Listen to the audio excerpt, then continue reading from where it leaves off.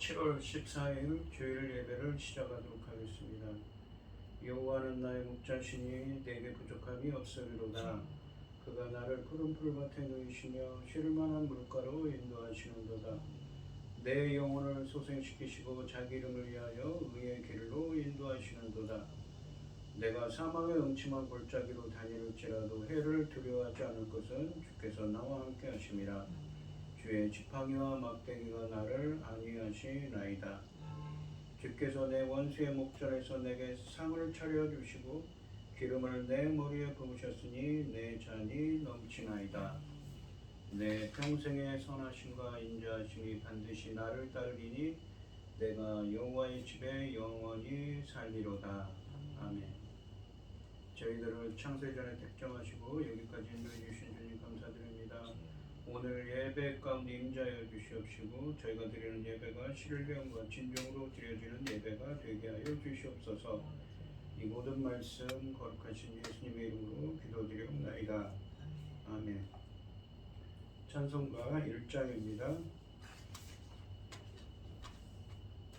만복의 근원 하나님 온 백성 찬송 드리고 저 천사여 찬송하세.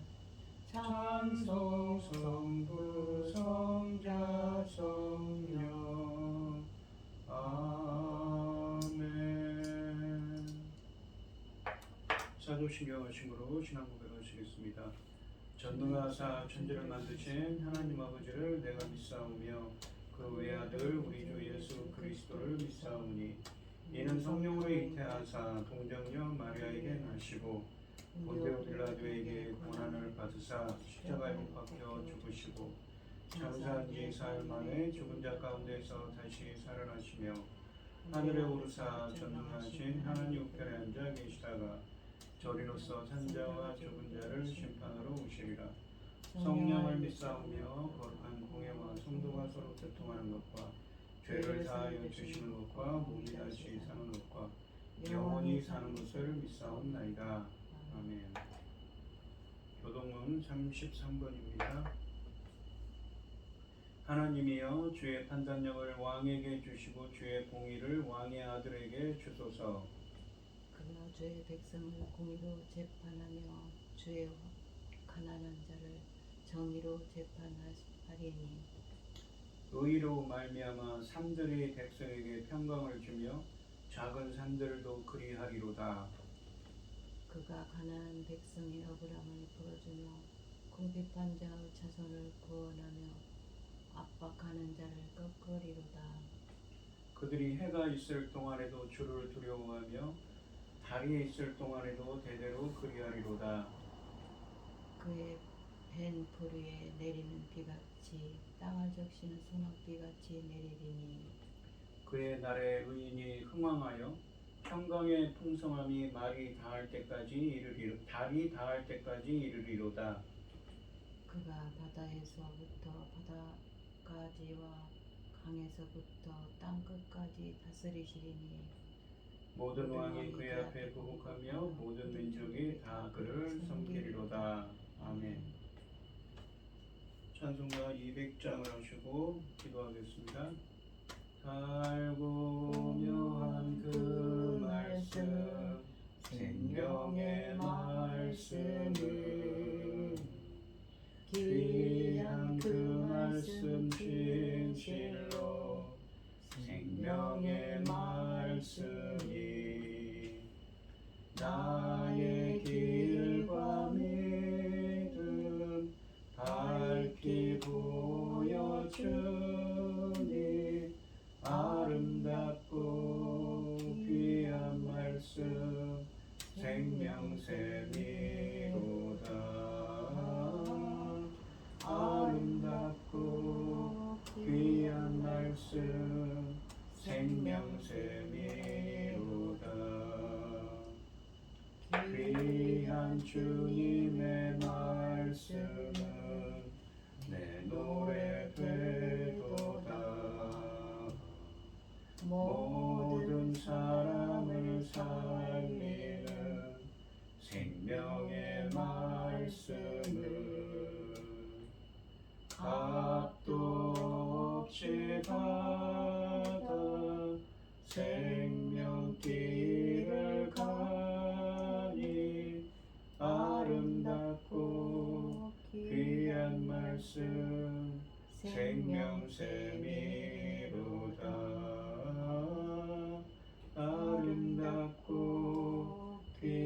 말씀 생명샘이로다.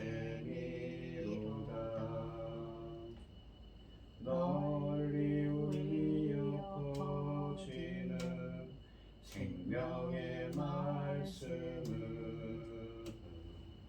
마음의 용서와 평안을 골고루 주나니 다만 예수 말씀 듣고 복을 받네. 아름답고 귀한 말씀 생명샘이로다. 아름답고 귀한 말씀 생명샘이로다. 아멘. 기도하겠습니다. 여호와께서 다스리시니 만민이 떨 것이요 여호와께서 그룹 사이에 자정하시니 땅이 흔들릴 것이로다. 시온에 계시는 여호와는 위대하시고 모든 민족보다 높으시도다. 주의 크고 두려운 이름을 찬송할지니 그는 거룩하심이로다. 능력 있는 왕은 정의를 사랑하시느니라. 주께서 공의를 견고하게 세우시고 주께서 야곱에게 정의와 공의를 행하시나이다. 너희는 여호와 우리 하나님을 높여 그의 발등상 앞에 경배할지어다. 그는 거룩하시도다. 아멘. 전지 만물을 지으신 전능하신 하나님 아버지, 어리석고 보잘것없는 저희를 자녀 삼으시고 아버지의 사랑 가운데 살아가게 하시니 감사드립니다. 세상은 온갖 일을 어지럽고 복잡하고 어수선할지라도 이 시간 아버지께 예배드릴 수 있도록 인도하셨으니 감사드립니다. 전능하신 하나님 아버지, 저희 나라 대한민국을 지켜주시옵소서. 전쟁으로부터 재난으로부터 저희 나라를 지켜주시옵소서. 이 중대한 열매 거둘 시대에 아버지 하나님 저희 나라를 제사장 나라로 세우셨으니 아버지 하나님 이 천금 같은 귀한 사명 잘 감당하고 아버지 앞에 갈 수 있도록 도와주시옵소서. 열매 거둘 시대에 당신의 사랑하는 종 열매 거둘 말씀을 들고 강단에 세우셨으니 이 말씀으로 말미암아 아버지께서 기뻐 받으실 열매들이 넉넉히 나오기를 간절히 소원하옵고 이 모든 말씀 억만 죄악 가운데서 우리를 구원하여 주신 예수 그리스도 이름으로 기도드리옵나이다. 아멘. 오늘 함께 하실 하나님의 말씀은 마태복음 6장 14절로 18절 말씀입니다. 마태복음 6장 14절로 18절 말씀입니다. 교독을 하겠습니다. 제가 먼저 읽겠습니다. 너희가 사람의 잘못을 용서하면 너희 하늘 아버지께서도 너희 잘못을 용서하시려니와 너희가 사람의 잘못을 용서하지 아니하면 너희 아버지께서도 너희 잘못을 용서하지 아니하시리라.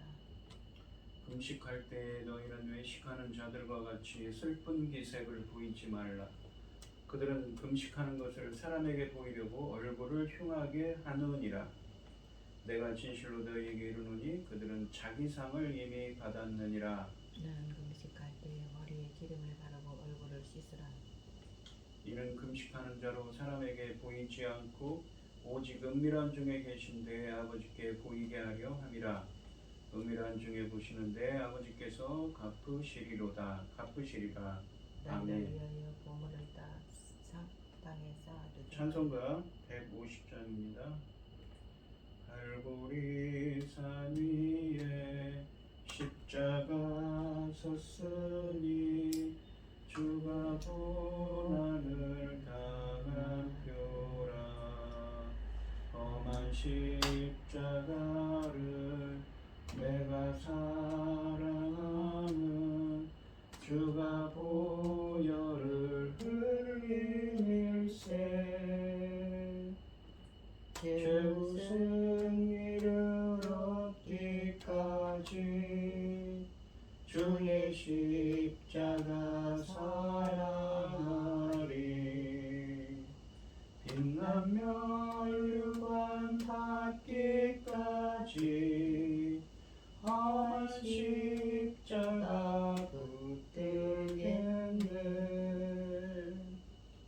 멸시천대 받은 주의 십자가에 나의 마음이 끌리도다. 귀한 어린 양이 세상 죄를 지고 험한 십자가 지셨도다. 죄의 승리를 얻기까지 주의 십자가 사랑하리. 빛난 멸류관 받기까지 험한 십자가 붙들겠네. 험한 십자가에 주가 흘린 피를 믿는 마음으로 바라보니 나를 용서하고 내 죄 사하시려 주가 흘리신 보혈일세. 죄의 승리를 얻기까지 주의 십자가 사랑하리. 빛난 멸류관 받기까지 험한 십자가 붙들겠네. 주님 예비하신 나의 보양집에 나를 부르실 그날에는 영광 중에 계신 우리 주와 함께 내가 죽도록 충성하리. 죄의 승리를 얻기까지 주의 십자가 사랑하리. 빛난 멸류관 받기까지 험한 십자가 붙들겠네. 오늘 함께 하실 하나님의 말씀의 제목은 은밀한 중에 보시는 아버지입니다. 이 마태복음 5장부터 7장까지 말씀은 예수님께서 가버나움 인근의 산위에서 하신 말씀이라고 해서 산상수훈 혹은 산상설교라고 부르고 있습니다. 산상수훈에서 예수님은 예수님의 제자들이 천국 백성으로서 어떤 삶을 살아야 하는지 또는 어떤 사람이 천국의 백성인지 설명하고 계십니다. 이 오늘 본문 말씀은 14, 15절과 16, 17, 18절이 이렇게 두 단락으로 되어 있습니다. 지난 시간에 9절부터 13절까지 말씀에서 주님이 가르쳐 주신 기도, 주기도에 대한 이야기를 했는데요. 14절과 15절 말씀을 우선 보시면 너희가 사람의 잘못을 용서하면 너희 하늘 아버지께서도 너희 잘못을 용서하시려니와 너희가 사람의 잘못을 용서하지 아니하면 너희 아버지께서도 너희 잘못을 용서하지 아니하시리라 라고 하십니다. 이 주기도문에 보시면 6장 12절에 우리가 우리에게 죄 지은 자를 사하여 준 것 같이 우리의 죄를 사하여 주옵시고 라는 이 표현이 있는데 그것에 대해서 부연 설명하고 있습니다. 이 14, 15절이.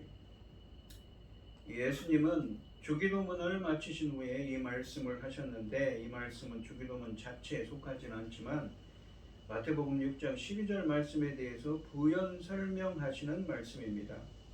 이 6장 12절 말씀을 보시면 우리가 우리에게 죄 지은 자를 사하여 준 것 같이 우리 죄를 사하여 주옵시고 라고 되어 있습니다.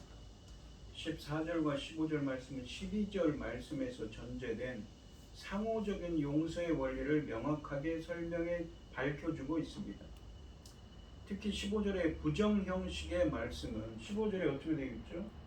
그러니까 너희가 사람의 잘못을 다른 사람의 잘못을 용서하면 너희 하늘 아버지께서도 너희 잘못을 용서를 하시겠지만 너희가 사람의 잘못을 용서하지 아니하면 너희 아버지께도 너희 잘못을 용서하지 아니하실 것이다 라고 하십니다.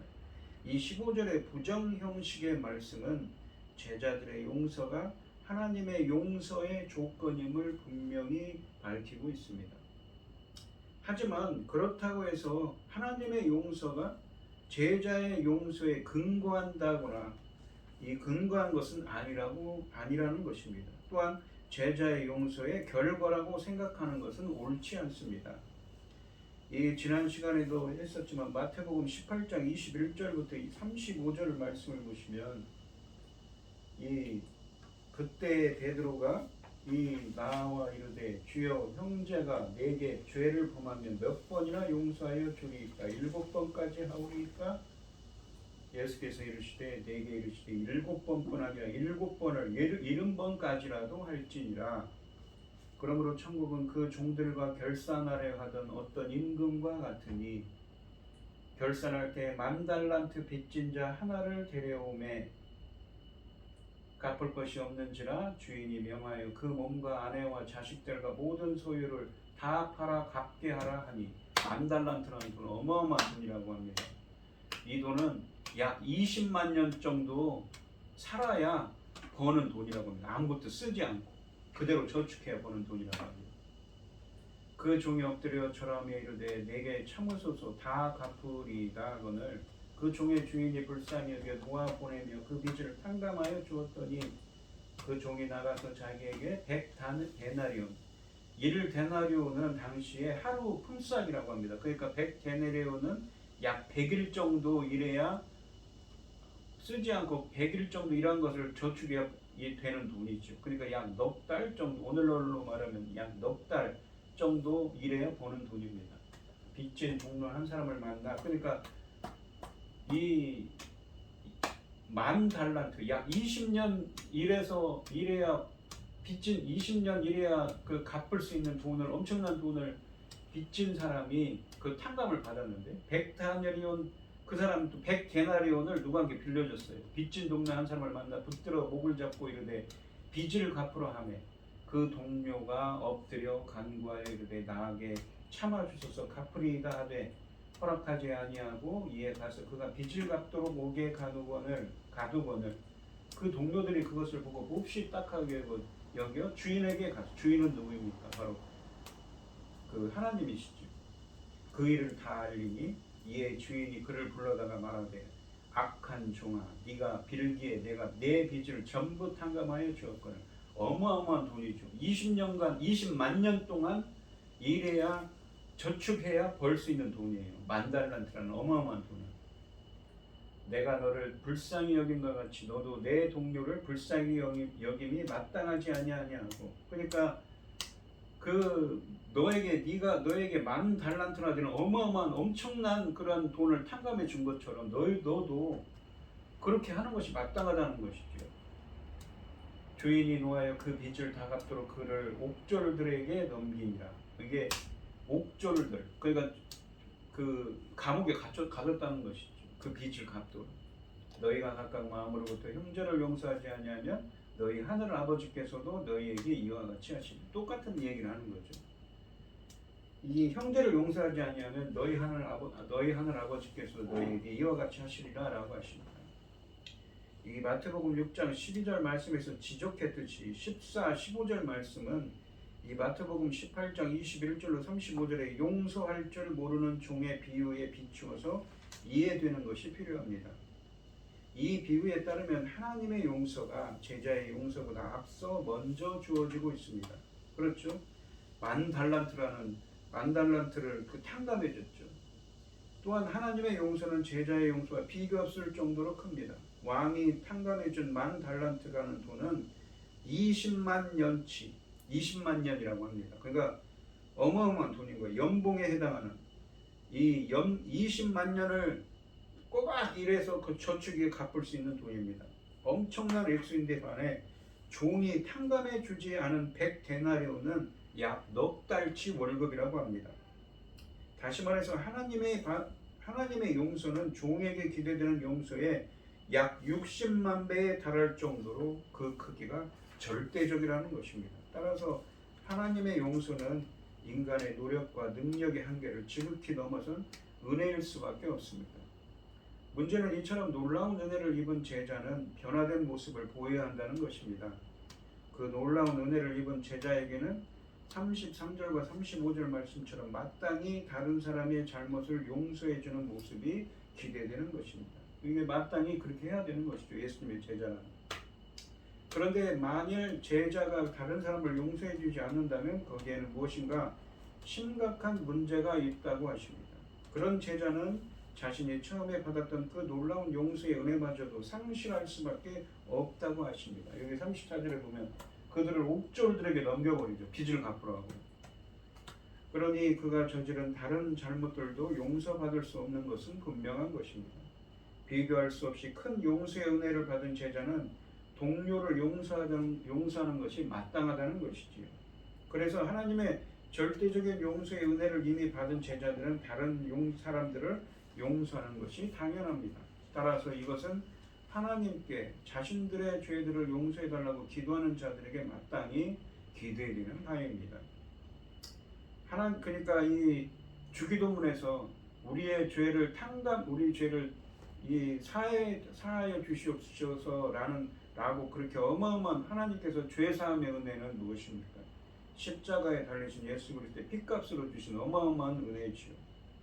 본문에 나와 있는 것처럼 10,000달란트 같이 어마어마한 이 것에 비해되는 큰 은혜입니다. 그렇기 때문에 그렇게 기도하는 자들도 다른 사람에게 그러한 은혜를 베풀어야 한다는 것입니다. 하나님의 그 놀라운 용서의 은혜에도 불구하고 다른 사람들을 용서하지 못하는 자들은 하나님의 용서를 무시하는 위선자들입니다. 결국 그러한 사람들은 15절 말씀처럼 도무지 하나님의 용서를 기대할 수 없는 가짜 제자들로 판명될 수밖에 없습니다. 이 기도는 우리가 다른 사람을 용서해 준 것 때문에 하나님이 우리 죄를 용서해 주셔야 한다는 조건적인 뜻이 아닙니다. 죄사함은 전적으로 하나님의 자비와 은혜에 근거합니다. 단지 우리가 하나님께 보다 진지하고 위선됨이 없이 자신의 죄 용서를 구하려면 우리의 마음이 다른 사람에 대한 적개심이나 복수심으로부터 자유로워야 한다는 것입니다.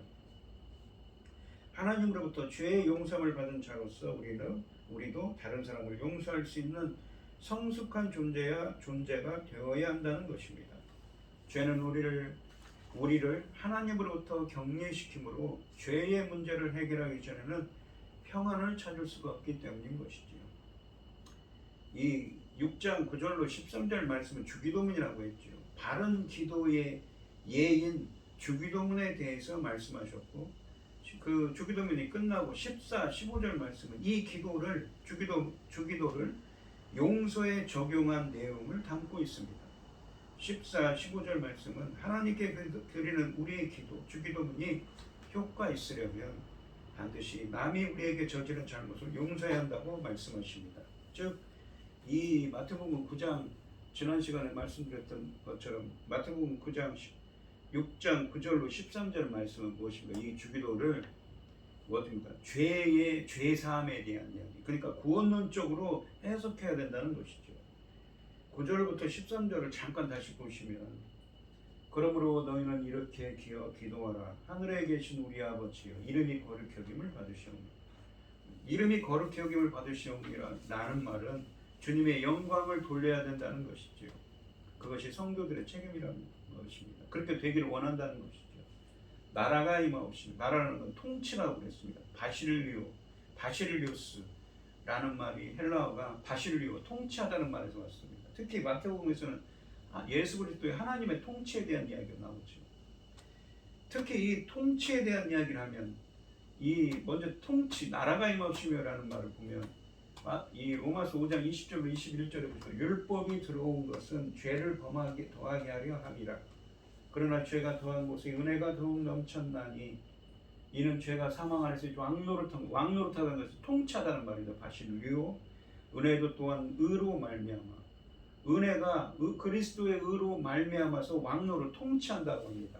우리 주 예수 그리스도로 말미암아 영생에 이르게 하려 함이라라고 했습니다.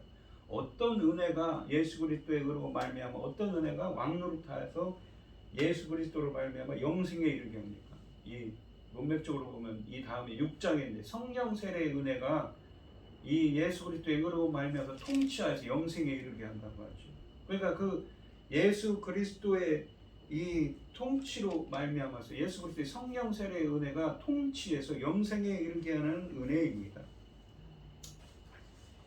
하나님의 나라가 임하면 또한 하나님의 뜻이 이루어집니다. 여기 보시면 나라가 임하시면 뜻이 이루어진다고 그랬죠. 텔레마라고 했습니다. 이 뜻이 하늘에서 이루어진 것 같이 땅에서도 이루어지다라고 하시는데, 하늘에서는 하나님의 뜻이 이미 온전히 이루어졌다고 하셨는데, 계시록 12장 9절 말씀처럼 사탄이 하늘에서 쫓겨났기 때문에 이 세상에서는 아직 하나님의 뜻이 온전히 이루어지지 않았습니다. 우리가 에베소서 2장 2절로 3절, 계시록 12절 말씀처럼 공중 권세 잡은 자 사탄이 세상을 다스리고 있기 때문이지요.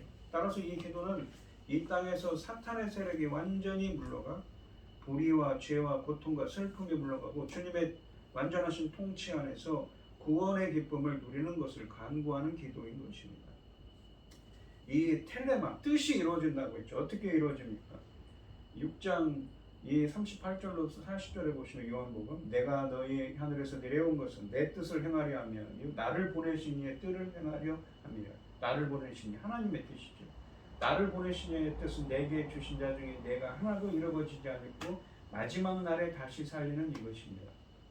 내 아버지의 뜻은 아들을 보고 믿는 자마다 영생을 얻는 이것이니 마지막 날에 내가 이를 다시 살리리라 하십니다. 살린다는 말은 영적인 생명을 얻다는 것입니다. 영생을 얻다는 것이죠. 아버지의 뜻은 무엇입니까? 바로 아들을 보고 믿는 자마다 영생을 얻는다고 그러죠. 나라가 임이다. 주님의 온전하신 통치, 예수 그리스도의 의로 말미암아서 성령 세례의 은혜로 예수 그리스도의 의로 말미암아 성령 세례의 은혜로 이 성령 세례의 은혜가 통치하여서 영생에 이르게 하죠. 그 통치가 임해서, 그리고 주님의 뜻이 이루어집니다. 예수 그리스도를 보고 믿는 자마다 믿어서 영생에 이르게 하려는 주님의 뜻이 이루어지도록 기도하는 것입니다. 또한 6장 11절에 보시면 일용할 양식을 주옵시고, 일용할 양식이 무엇이었습니까? 아르토스라고 해서 매일 필요한 양식, 영적인 양식이죠. 그냥 우리가 이 매일 필요한 먹는 음식이 아니라 영적인 양식입니다. 바로 이 출애굽기 16장 4절에서 나오는 것처럼 하늘에서 내려온 양식이죠. 만나라고 해요. 하늘에서 주시는 만나였죠. 그 만나는 무엇을 예표합니까? 바로 요한복음 6장에 나오는 생명의 하늘에서 내려오는 산떡이신 생명의 떡이신 예수 그리스도. 예수 그리스도께서 참떡, 생명의 떡을 주신다고 합니다. 하나님의 떡은 하늘에서 내려 세상에 생명을 주시는 것입니다. 그들이 이르되 주여 이 떡을 항상 우리에게 주소서. 예수께서 이르시되 나는 생명의 떡이니 내게 오는 자는 결코 줄이지 아니할 터이요 나를 믿는 자는 영원히 목마르지 아니하리라. 고린도전서 10장에 보시면 형제들아 나는 너희가 알지 못하기를 원하지 아니하노니 우리 조상들이 다 구름 아래에서 있고 바다 가운데로 지나며 모세에게 속하여 다 구름과 바다에서 세례를 받고 다 같은 신령한 음식을 먹으며 다 같은 신령한 음료를 마셨으니 이는 그들을 따르는 신령한 반석으로부터 마셨음에 그 반석은 곧 그리스도시라라고 하십니다. 그러니까 이 본문에 보시면 생명의 떡을 주셔서 어떻게 합니까? 이 마태복음 6장 12절에서는 우리가 우리에게 죄 지은 자를 사하여 준 것 같이 우리의 죄를 사하여 주옵시고 라고 하시면서 13절에서는 우리가 시험에 들게 하죠. 시험이라는 건 두 가지 의미라고 했죠. 좋은 의미는 테스트입니다. 면단의 의미라고 했어요. 또 안 좋은 부정적인 의미로는 유혹, 시련입니다. 그러니까 유혹, 시련은 시험이 그러한 좋은 긍정적인 의미든 부정적인 의미든 이러한 유혹과 시험에 들게 하지 마옵시고 다만 악에서 구하소서. 악한 자로부터 악에 빠졌다면 그 악으로부터 구원해 달라고 기도합니다. 이 시험은 하나님의 선한 목적으로 행하시는 시험도 있고 부정적인 의미의 시험도 있는데 모든 것을 주로부터 구해달라고 기도합니다. 그래서 이 주기도문인 마태복음 6장 9절로 13절 말씀의 주기도문을 구원론 쪽으로 해석하면 주기도문은 성령 세례의 은혜로 말미암아 하나님의 통치가 임하여 예수님을 보고 믿어 영생을 얻는 하나님의 뜻이 이루어지고 생명의 떡이신 예수님께서 매일 필요한 일용할 영적인 양식을 주셔서 죄사함의 은혜를 주시고 시험에 빠지지 않고 악에 빠졌다면 구해달라는 기도를 하고 있는 것이죠. 이렇게 비교할 수 없이 큰 죄사함의 은혜를 받은 제자는 어떻게 해야 됩니까? 이 오늘 14, 15절 말씀처럼 동료를 용서하는 것이 마땅하다는 것입니다. 이 만달란트까지 받은 20만 년치 연봉에 해당하는 어마어마한 이 은혜라는 것입니다. 그래서 하나님의 절대적인 용서의 은혜를 이미 받은 제자들은 다른 사람들을 용서하는 것이 당연합니다. 따라서 이것은 하나님께 자신들의 죄들을 용서해 달라고 기도하는 자들에게 마땅히 기대되는 바라는 것입니다. 하나님의 그 놀라운 용서의 은혜에도 불구하고 다른 사람들을 용서하지 못하는 자들은 하나님의 용서를 무시하는 위선자들입니다. 결국 그러한 사람들은 15절 말씀처럼 도무지 하나님의 용서를 기대할 수 없는 가짜 제자들로 판명될 수밖에 없습니다. 우리가 다른 사람을 용서해 준 것 때문에 하나님이 우리 죄를 용서해 주셔야 한다는 조건적인 뜻이 아닙니다. 죄사함은 전적으로 하나님의 자비와 은혜에 근거한 것이기 때문입니다. 단지 우리가 하나님께 보다 진지하고 위선됨이 없이 자신의 죄 용서를 구하려면 우리 마음이 다른 사람에게 대한 적개심이나 복수심으로부터 자유로워야 한다는 것입니다. 하나님으로부터 죄의 용서를 받은 자로서, 죄사함을 받은 자로서 우리도 다른 사람을 용서할 수 있는 성숙한 존재가 되어야 한다는 것이지요. 죄는 우리를 하나님으로부터 격리시키므로 죄의 문제를 해결하기 전에는 평안을 찾을 수가 없기 때문입니다. 성도들은 고백과 용서를 위해 하나님께 끊임없이 나아가야 하므로 남을 용서하기를 거부하는 것은 하나님께 받은 긍휼에 대한 감사가 없음을 나타냅니다. 모든 사람은 하나님의 용서가 필요한 죄인으로서 같은 입장에 서 있는 것입니다.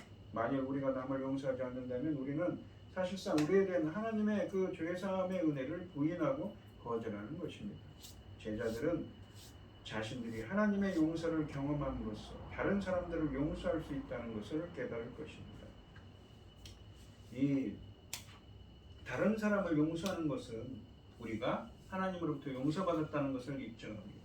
우리가 용서를 받았기 때문에 자유롭게 용서할 수 있는 것이죠. 이것은 바울이 가르쳤던 것과 반대되는 것이 아닙니다. 바울도 비슷한 얘기를 합니다. 골로새서 3장 13절에 보시면 누가 누구에게 불만이 있거든 서로 용납하여 피차 용서하되 주께서 너희를 용서하신 것 같이 너희도 그리하고 서로 용서해 주라고 하지.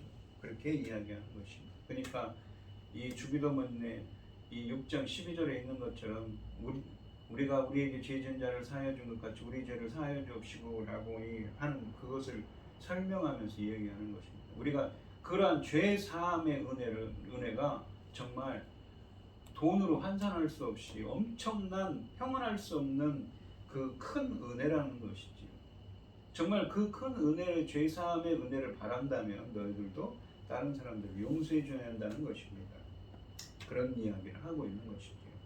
그것이 또한 마땅하다는 말씀을 예수님께서 하시고 계신 것입니다.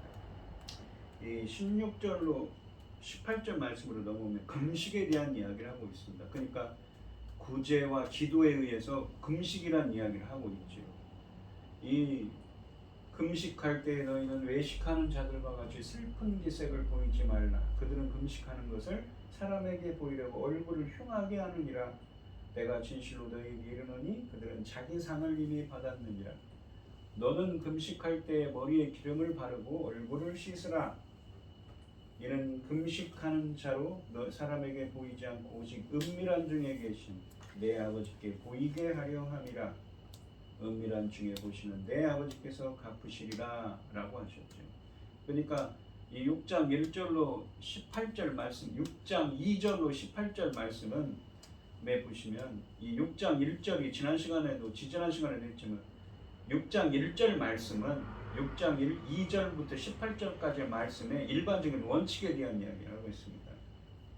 6장 1절 말씀을 보시면 사람에게 보이려고 그들 앞에서 너희 의를 행하지 않도록 주의하라. 사람에게 보이려고 하는 거죠. 그리하지 아니하면 하늘에 계신 너희 아버지께 상을 받지 못하느니라 라고 하십니다. 예수님은 사람에게 보이려고 그들 앞에서 너희 의를 행하지 않도록 주의하라고 하십니다. 이 말씀은 외식하지 말라는 의미를 뜻으로 이어지는 6장 2절부터 18절까지 말씀 전체의 서론이 됩니다. 경건을 주제로 다루는 6장 1절부터 18절 말씀의 전체 흐름에서 중요한 것이 사람 앞에서 보여주기 위해 선한 행위를 하지 않는 것, 즉 좋은 행위는 좋은 의도와 함께 해야 한다는 것임을 알 수가 있습니다. 예수님의 제자들은 자신의 의를 사람에게 보이려고 그들 앞에서 행하지 말아야 한다고 말씀하고 계십니다. 예수님은 사람에게 보이려고 라는 표현과 그들 앞에서라는 표현을 함께 사용하셔서 사람들에게서 받는 인정과 칭찬을 강조하여 경계하고 계십니다. 또한 보이려고 라는 말은 헬라어로 세아오마이라고 했습니다. 근데 극장을 의미하는 세아트론이 세아오마이에서 유래한 말입니다. 마치 극장에서 연기하듯이 한다는 것이죠. 그래서 다른 사람에게 보이려는 모습은 마치 다른 사람들 앞에서 연기를 하는 것과 유사하므로 이 용어는 겉과 속이 다른 위선자들과 연결되는 말입니다. 위선과 같은 의미라는 것이죠. 사람들에게 보여주려는 신앙생활은 경건행위나 예배가 아니라 연극과 같고 위선이라는 것입니다. 그래서 이 16절 말씀에 나오는 것은 겉과 속이 다른 외식하는 자와 같은 의미라는 것이죠. 사람에게 보여주려는 것이 같은 의미라는 것입니다. 금식할 때에 너희는 외식하는 자들과 같이 슬픈 기색을 보이지 말고 그들은 금식하는 것을 사람에게 보이려고 얼굴을 흉하게 하느니라. 내가 진실로 너에게 이르노니 그들은 자기 상을 이미 받았느니라 라고 하십니다. 금식할 때에 라고 하십니다. 그러니까 제자들도 금식할 것을 전제로 하는 말씀이지요. 예수님은 제자들이 반드시 구제와 기도를 하기를 기대하셨던 것처럼 그들이 금식하는 것도 당연하게 여기고 계십니다. 이 마태복음 9장 14, 15절 말씀에서 세례 요한의 제자들이 몰려와서 자신들과 바리새인들은 금식을 하는데 왜 예수님의 제자들은 금식하지 않느냐고 따져서 물었을 때 그들도 금식할 날이 올 것이라고 예수님은 말씀하셨습니다. 그러나 의무적으로 금식해야 한다는 말씀은 예수님이 하신 적은 없습니다. 16절 말씀에서 예수님은 외식하는 자들은 금식할 때 슬픈 기색을 한다며 제자들에게 그렇게 하지 말라고 하십니다. 슬픈 기색을 한다는 것은 자신을 알리기 위해 남이 알아보지 못할 정도로 얼굴을 흉하게 한다는 의미입니다. 그래서 다른 사람들이 보이려고 간다는 것이죠. 자신이 행복하지 않다는 것을 보이기 위해 짓는 어두운 표정이라는 것입니다. 금식이라는 이 올바른 행위를 하고 있다는 사실을 널리 알림으로써 자신들이 거룩한 존재라는 것을 인정받고 싶어하는 것이기 때문에 인정받고 싶어하기 때문입니다. 따라서 그들은 금식할 때 일부러 침통한 얼굴을 하고 다닙니다. 왜? 사람들이 알아주기를 원하니까요. 유대인들은 금식할 때 이 표정뿐 아니라 이 옷차림, 구약 성경에 보면 특히 많이 나오죠. 옷차림으로부터 슬픔을 표시합니다. 베옷을 입고 죄를 뒤집어 쓰고 옷을 찢기도 합니다. 이러한 행위는 죄에 대한 슬픔과 회개를 표현하거나 위기에 처한 사람이 하나님의 특별한 은총을 바라면서 자신을 낮출 때 취하는 모습입니다. 금식은 기도와 회개와 간구에 전념하기 위해 육체적인 욕구를 부인하는 것입니다. 사람이 금식하는 이유는 하나님 앞에서 자신을 부인하거나 낮추기 위해서입니다. 그러므로 금식에서 음식을 먹지 않는 것보다 더 중요한 것은 겸손히 자기를 낮추는 것입니다. 하지만 이 본문에 나오는 외식하는 자들, 위선자들은 금식하면서 자신을 낮추는 일에는 관심이 없습니다. 자신들이 금식하는 것을 알리려고 사람들이 이 인정해 주기를 바라면서 무던히 애를 쓸 뿐입니다. 그들에게는 하나님의 관심을 끄는 것보다 사람들의 관심을 끄는 것이 중요하기 때문인 것이죠. 마치 6장 1절부터 계속 설명해 왔던 무엇입니까? 이 구제한다는 것, 구제하는 사람들, 기도하는 사람들도 마찬가지라는 것이죠. 그래서 예수님은 이런 사람들은 상을 이미 받았다고 하십니다. 책상에 있어요. 그들의 이러한 이 과시적인 금식은 사람들에게 자신들의 경건함을 인정받음으로써 이미 보상을 받았습니다. 따라서 그들이 하나님께 받을 보상은 없다는 것이죠. 그러니까 그들은 사람들에게 보상을 받은 거죠. 이 17절 말씀을 보시면 너는 금식할 때 그러면서 이제 이렇게 금식할 때 이렇게 하지 말라고 하시면서 바른 금식에 대해서 이야기합니다. 어떻게 해야 되나? 금식할 때 머리에 기름을 바르고 얼굴을 씻으라라고 하십니다. 헬라 원문으로는 맨 앞에 그러나라는 말이 있는데 한글 성경은 생략하십니다. 생략되었습니다. 예수님은 제자들에게 올바른 금식에 대해 말씀하시면서 너희를 강조해 너희의 금식은 달라야 한다는 취지로 말씀하십니다. 머리에 기름을 바르고 얼굴을 씻어 사람들이 금식하는 것을 알지 못하게 해야 한다고 하십니다. 기름을 바르는 것과 얼굴을 씻는 것은 금식을 위한 특별한 행위가 아니라 일상적인 몸단장입니다. 예수님께서는 말씀하시기를 사람 앞에서 표를 내지 말라는 말씀입니다. 평소처럼 자연스러운 태도를 취하고 사람에게 보이기 위해서 금식하지 말라는 것이죠. 사람들로부터 주의를 끌려고 하지 말고 하나님 앞에서만 금식하라는 것입니다. 이 18절 말씀을 보시면 이는 금식하는 자로 사람에게 보이지 않고 오직 은밀한 중에 계신 내 아버지께 보이게 하려 함이라. 은밀한 중에 보시는 내 아버지께서 갚으시리라 라고 하십니다. 은밀한이라고 이 번역된 헬라어 크립토스는 감추어진 비밀스러운 의미입니다. 상반절에서 사람에게 보이지 않고 오직 은밀한 중에 계신 내 아버지께 보이게 하려 함이라 라는 말씀은 오직 하나님만 알도록 금식하라는 의미입니다. 금식이 반드시 행해야 할 종교적 의무는 아니지만 예수님께서 올바른 금식의 방법을 제시하고 있는 이유는 본문에서 말씀하시는 대로 그것이 하나님을 상대로 하는 일이기 때문입니다.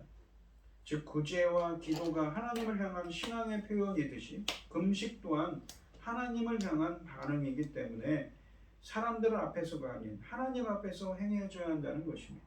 금식은 구제, 기도, 구제와 기도처럼 다른 사람들에게 보이려는 의도를 철저히 배제해야 합니다. 예수님의 제자의 금식이 아무리 은밀해도 하나님은 그의 금식을 또한 보신다고 하십니다. 그분은 은밀히 계시는 분이기 때문입니다. 사실 하나님은 안 계신 곳이 없으신 분이지요. 하지만 그분은 누구에게도 보이지 않는 분이십니다. 그분은 은밀히 계시기 때문인 것이지요. 외식하는 자들의 실책이 바로 여기에 있습니다. 그들은 하나님께 금식하면서도 은밀히 계시는 하나님을 인식하지 못한 채 눈에 보이는 사람들만 인식하여 오히려 그들에게 보이려고 금식하는 척 했던 것이지요. 그들의 이러한 금식은 사람들만 볼 뿐 은밀히 계시는 하나님은 보지 않으십니다. 제자는 눈에 보이지 않는 하나님께서 은밀히 계신다는 사실을 인식해야 합니다. 그럴 때 은밀히 계시는 그의 아버지께서 그의 금식을 은밀히 보고 갚아주신다고 하십니다. 그러므로 땅에 살고 있는 제자들은 하늘에 계시는 은밀한 중에 계시며 은밀한 중에 보시는 하나님께 초점을 맞춰야 하는 것이지요. 이 오늘 본문에 보시면 사람에게 잘 보이려는 목적으로 의를 행하지 말아야 합니다. 제자들의 착한 행실, 구제와 기도와 금식은 오직 하나님의 영광을 드러내려는 동기에서 시작되어야 합니다. 그리고 그분께만 드려야 하는 것이죠. 그분과의 대화입니다. 사람들에게 하는 것이 아닙니다. 구제할 때 자기를 숨기면 하나님께서 영광을 얻으실 것입니다. 사람 앞에서 떠벌린 기도와 금식은 사람들의 칭송은 얻을지 몰라도 하나님의 응답을 기도할 수는 없습니다. 우리들의 묵상과 기도와 봉사와 섬김은 오직 하나님의 영광을 위해서 해야만 하는 것이지요. 이 오늘 본문 말씀을 보시면 이 14, 15절에서는 그랬죠. 12절에 있는 우리가 우리에게 죄 지은 자를 사하여 준 것 같이 우리 죄를 사하여 주옵시고 이 말씀을 부연 설명한 거라고 했습니다. 그러면서 마태복음 18장 말씀을 예로 들었죠. 10,000달란트, 그러니까 20만 년 정도 일해야 되는 연봉에 해당치는 어마어마한 은혜를 받은 죄사함의 은혜를 받은 사람이 다른 하나님으로부터 그러한 은혜를 받은 사람이 다른 사람을 그러니까 약 넉 달치 월급에 해당하는 100데나리온의 이 돈을 빚진 사람에게 그 빚을 갚지 않는다고 막 뭐라고 하는 겁니다. 못 살게 구는 거죠. 그걸 보고는 주님께서 주인이 그런 겁니다. 옥에 가두라. 그렇게 어마어마한 은혜를 받은 사람이 죄사함의 은혜를 받은 사람, 다른 사람의 죄도 사해 줘야 된다, 용서해 줘야 된다는 그러한 원리에 대한 이야기를 하고 있습니다. 그러니까 주기도문은 어떤 겁니까? 이 죄사함에 대한 구원론에 관한 것이라는 것이죠. 주님의 통치가 임하여 주시옵시고 임하여서 영생, 주님의 뜻이 이루어졌어요. 예수 그리스도를 보고 영생에 이르게 해달라는, 생명의 떡이신 예수 그리스도께서 생명의 떡을 주셔서 그렇게 죄사함의 은혜가 임하게 해달라는 이 기도를 하고 있는 것입니다. 그리고 시험에 들게 하지 마시옵시고, 또한 악에서 우리가 정말 악에 빠졌더라도 그 악으로부터, 그 악의 구렁텅이로부터 우리를 구원해 달라고, 구출해 달라고 기도하고 있는 것입니다. 그런 죄사함의 은혜를 어마어마하게 받은 사람은 다른 사람에게도 그러한 은혜를 베풀어야 한다는 것이 당연한 거라는 것입니다. 그리고 또한 경건 생활에 대한 말씀을 합니다. 금식을 하면서도 다른 사람에게 보이려고, 정말 이 극장에서 그 배우들이 하는 연기처럼, 영화의 연극 배우처럼 가장하여서 미선적으로 하지 말고, 사람에게 보이려고 하지 말고, 하나님 앞에서 겸비하게 하나님을 바라보며 금식하라는 것입니다. 우리들의 그러한 섬김도 하나님 앞에서 행하는, 하나님이 은밀하게 보시는 하나님께서 행하는 여러분들이 되시고, 여러분들도 본문에 있는 것처럼 정말 죄 사함의 그 어마어마한 은혜를 힘입어서 그러한 은혜를 다른 사람들에게 베푸는 여러분들이 되시기를 주님의 이름으로 축원드리겠습니다. 기도하겠습니다. 하나님의 형언할 수 없는 은혜를 받은 사람은 그러한 은혜를 다른 사람에게 베푸는 것이 당연하다고 오늘 본문 말씀에서 말씀하십니다. 또한 그렇게 되기를 기도하면서 주기도문을 올려야 된다고, 그런 사람들만이 주기도문에 있는 기도처럼 이루어질 수 있다고 말씀하고 계신 것입니다. 또한 금식할 때, 경건 생활을 할 때 오직 사람에게 보이려고 하는 것이 아니라 하나님께 보이는 그 금식 경건 생활을 하는 사람으로서 은밀하게 보시는, 은밀한 중에 계시며 은밀한 중에 보시는 그 하나님께 이 경건 생활을 해야 된다고 말씀하고 계신 것이지요. 저희들이 예수님의 제자들로서 저희들도 주님이 정말 기뻐 받으시는 그 형언할 수 없는 은혜를 받은 저희들도 다른 사람에게 그 은혜를 베푸는 저희들이 되게 해 주시옵시고, 또한 하나님이 보시는 은밀한 중에 계신 주님이 그 은밀한 중에 보시는 그 하나님이 하나님께 드려지는 금식과 기도와 구제가 될 수 있도록 저희들이 주님께 영광 돌릴 수 있는 경건 생활이 될 수 있도록 인도하여 주시옵소서. 이 모든 말씀 거룩하신 예수님의 이름으로 기도드리옵나이다. 아멘. 찬송가 539장 일어나시고 기도하겠습니다.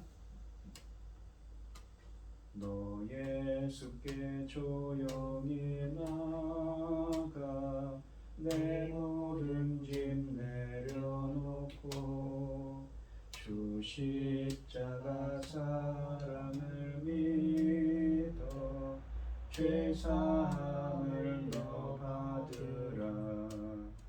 주 예수께 조용히 나가 내 마음을 쏟아놓으라.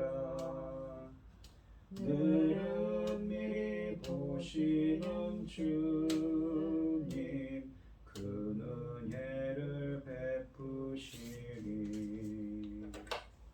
주 예수의 은혜를 입어 내 슬픔이 없어지리. 내 이웃을 늘 사랑하여 너 받은 것 거저주라.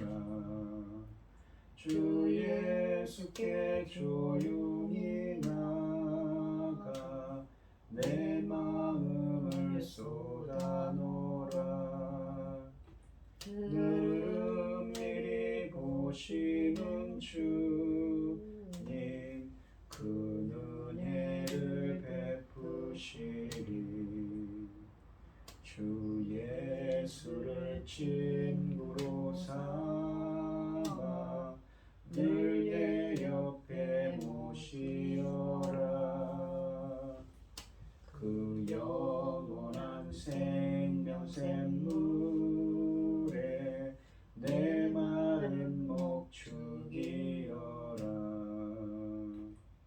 주 예수께 조용히 나가 내 마음을 쏟아놓으라. 늘 은밀히 보시는 주님 그 은혜를 베푸시리. 너 주님께서 사귀어 살면 새 생명이 넘치리라. 주 예수를 찾는 이 앞에 참 밝은 빛 비추어라. 주 예수께 조용히 나가 내 마음을 쏟아놓으라. 늘 은밀히 보시는 주님 그 은혜를 베푸시리. 아멘. 기도하겠습니다. 우리에게 모든 것을 주님 감사드립니다. 오늘 주신 말씀처럼 저희들도 죄 사함에 형언할 수 없는 큰 은혜를 받은 저희들은 마땅히 다른 사람에게도 그 예수님의 사랑을 베풀어야 되는 사람이 되어야 합니다. 그러한 사람이 될 수 있도록 인도하여 주시옵시고 주님께 영광 돌릴 수 있는 경건 생활을 금식을 할 수 있는 저희들이 되게 하여 주시옵소서. 주님께 귀한 예물을 드리는 손길을 드리겠습니다. 드려지는 손길마다 주님께서 인도하여 주시고 이 견고한 기도에 귀 기울여 주시고 응답하여 주셔서 하나님의 기뻐하시는 뜻을 행할 수 있도록 인도하여 주시옵소서. 기뻐받아 흥행하여 주실 줄 믿사오며 이 모든 말씀 거룩하신 예수님의 이름으로 기도드리옵나이다. 아멘. 축도하심으로 오늘 예배를 마치겠습니다. 이제는 주 예수 그리스도의 은혜와 아버지 하나님의 극진하신 사랑과 성령의 교통하심이 성도들 머리머리 위에 이제로부터 영원히 함께 있을지어다. 아멘.